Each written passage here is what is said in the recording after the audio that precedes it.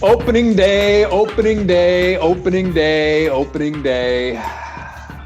Opening day, Jeremy, opening day. Hey, what was your best opening day memory as a player or a coach or I guess a fan, right? Which would be your best opening day memory? Oh man, the first one in 1998. I was actually in St. Paul. I wasn't allowed to sign as a free agent with a major league club, and I had to go the independent route first. And who knew I'd spend most of my time on that side as a player? Wait, whoa. Why weren't you allowed to sign with a affiliated club? There's a loophole that I actually fit into. And at the time, there's 1997, turning 98, we had the loophole free agents. We had the big four. You had Travis Lee, you had John Patterson, Bobby C., and Matt White, who were all not tendered contracts and found other loopholes there. Mine was an academic loophole. Okay, it was eligibility requirements. It was years left in school. It was it was football. There's a lot of things that went into it, but I really should have been able to be declared a free agent. And I've never heard of that, but go ahead. Yeah, JD Drew was my teammate in St. Paul, challenging the system at that time as well. Same agent as some of the other four. Anyway, we ended up in St. Paul. We had fighter jets. We had one of the best anthems I've ever heard. We had sold out stands and crowd. We had energy on both sides. It was that was when the Northern League was like the league to play in. That was a loaded, talented league. I'm 21 years old, youngest player in the league by about 8 months. It was a unbelievable experience. It's the one I remember the most. The other opening days were great, but that one was like chills when the guy was singing. All you want to do is play baseball after that. It's funny you mentioned the word chills on opening day because those are my most memorable opening days, are the ones that gave me chills. And what I mean is when it was snowing in Buffalo and in Syracuse on opening day.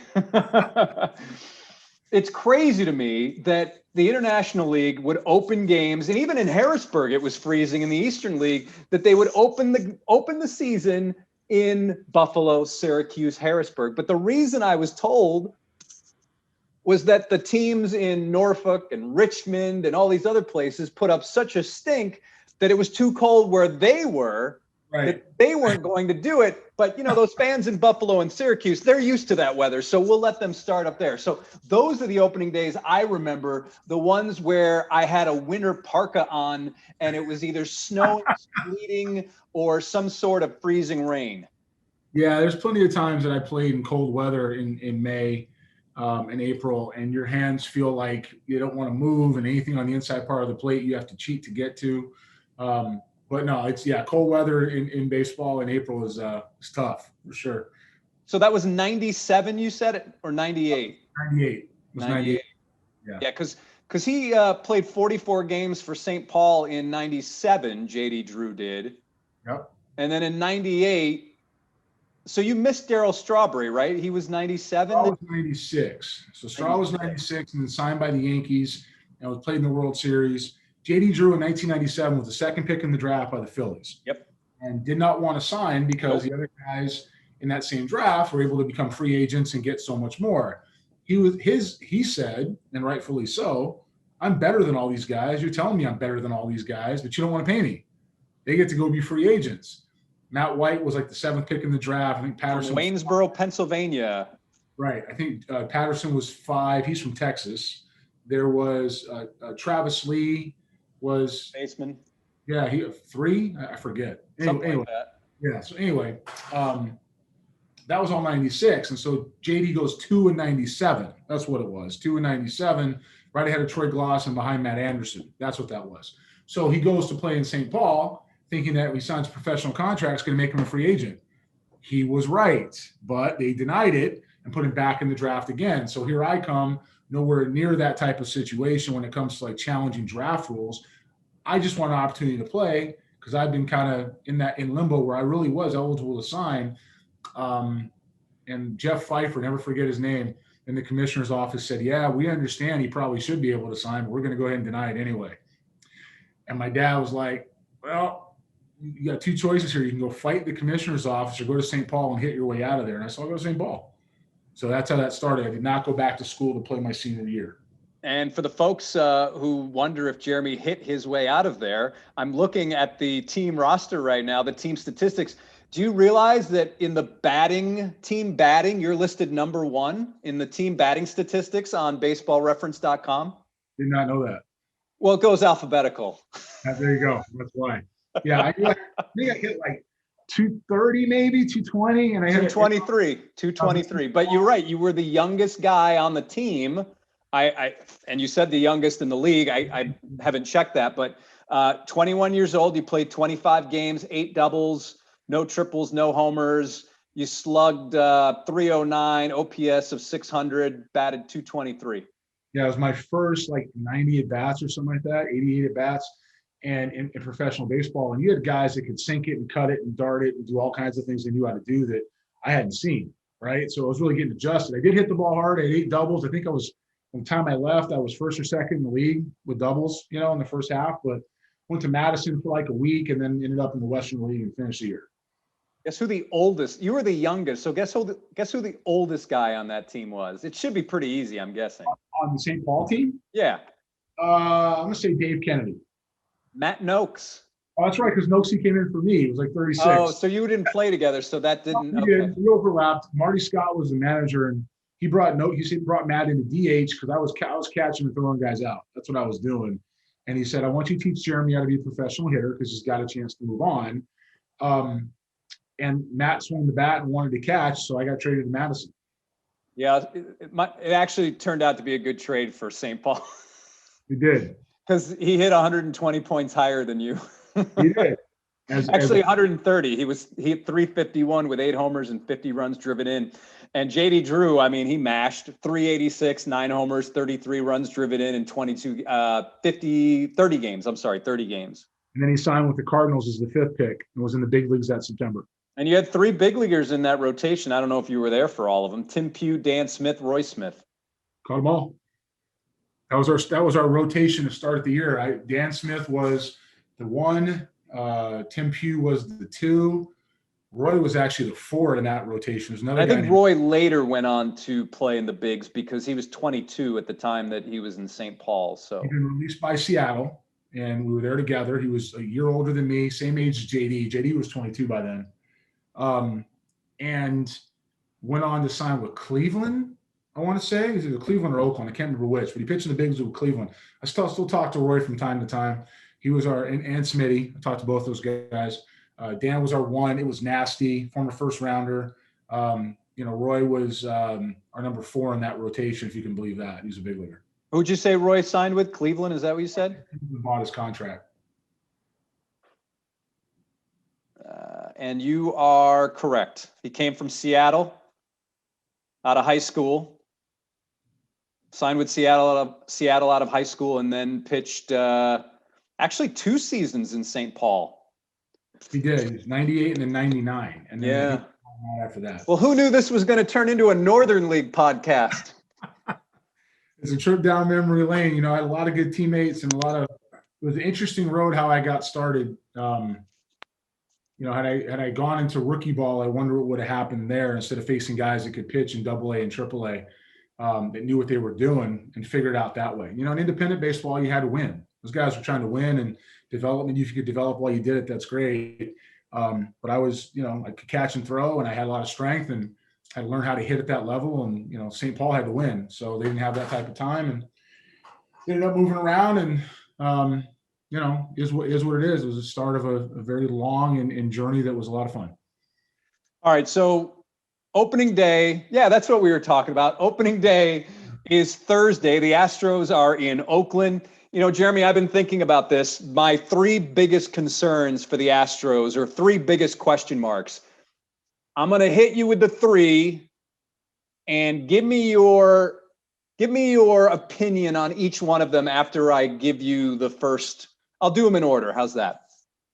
First one for me is starting rotation. When you consider Verlander's out, Fromber's out, you don't know what you're getting with Lance McCullers, and you've got a bunch of guys in the back end of that rotation. You're going to have to really kind of wish and hope and try to trick some people here with these guys until they settle in. Even without Valdez, you're going to need the kids from last year who had a year to grow up under some scrutiny and also did well the year before in the cameo at the end, or Keaties, guys like that. You need those guys to show up and really fill in holes wherever they can. It's going to be by committee for a little bit. Obviously Dusty had to name a rotation. McCullers is going to get the ball. Rizzi will get the ball. Greinke will get the ball. But on any given night, it could be running down to the bullpen here pretty fast. And they're going to need to be able to pitch, as they used to say, Johnny Holstaff, to get this done through the rotation. It's not a knock on anybody when I say it. It's really just where they are, some of these guys in their careers, and where, how they're going to find the best fit to be effective through 162 games. So the Astros rotation is Greinke to start. Christian Javier will start game 2. Lance McCullers will be the 3rd starter. Jose Urquidy will be 4th. And then on Wednesday, Dusty said Luis Garcia will be the number 5 starter, but who knows how long that's going to last because of the quirky scheduling at the beginning of the season. So, we could see a different guy later on, but that's where he's going to go at least to start the season. Well, I don't see much of a possibility he finishes with that rotation. That's something that he's going to start with. Just as you said, we'll see how it goes a couple times through the rotation, where guys are at, and then we'll start making adjustments.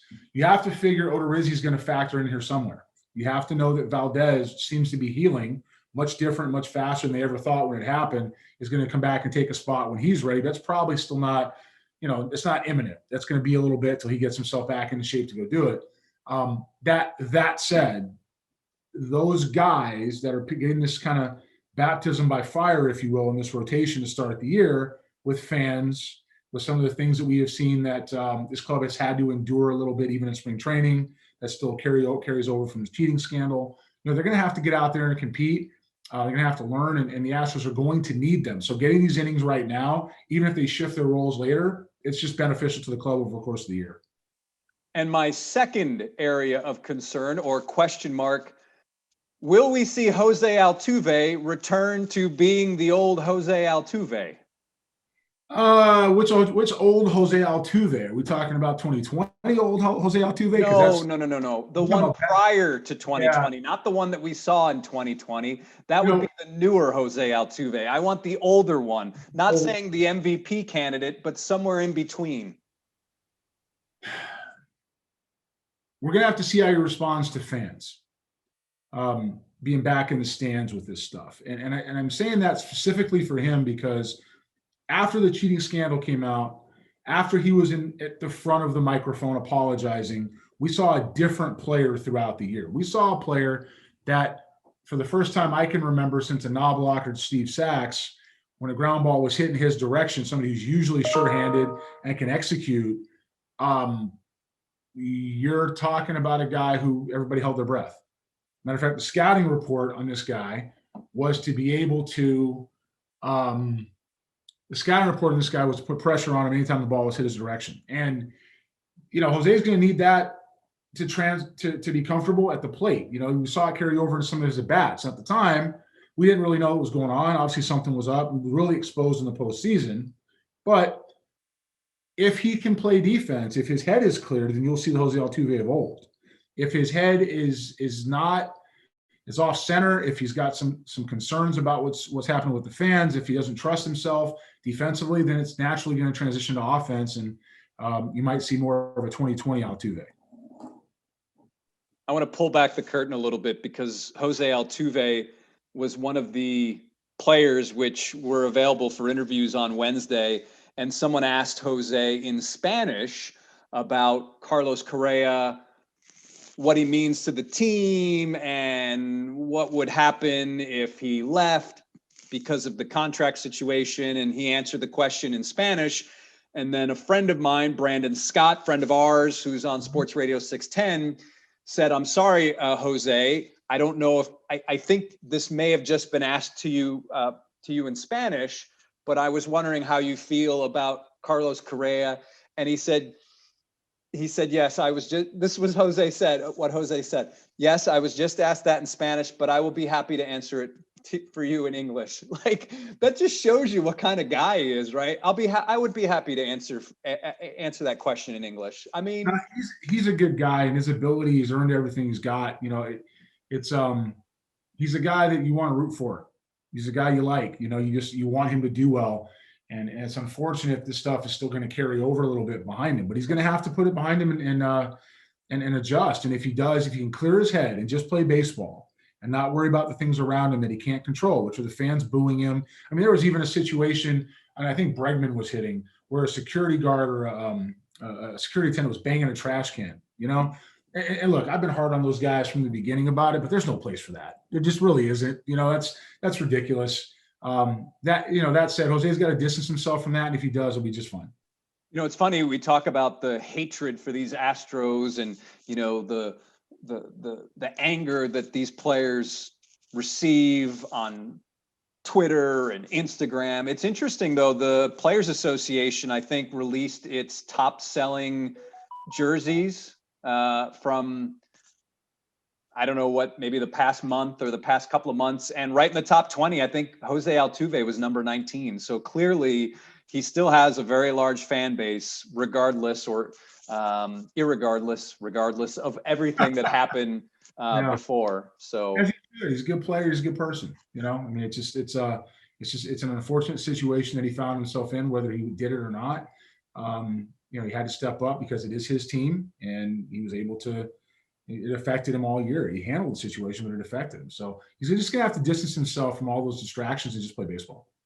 And finally, at number 3, my third area of concern or big question mark, is Yordan Alvarez for real? Because when you consider that there is no more George Springer, and Yuli Gurriel is, I don't know if we're starting to see the signs of his age, because wasn't good in the postseason and towards the end of last year. And I don't think his spring stats were that great. So Yordan Alvarez is going to have to be the monster masher that we think he is, I think, to make up for a lot of that offense that is missing via Springer and Gurriel. Alvarez can hit. The question with Yordan Alvarez is he going to be healthy? And if he's healthy, he's going to hit. I think back to before he came up, it was a couple of years ago now, it was 19 before he came up, right? And we said, the report I got from a scouting connection, right?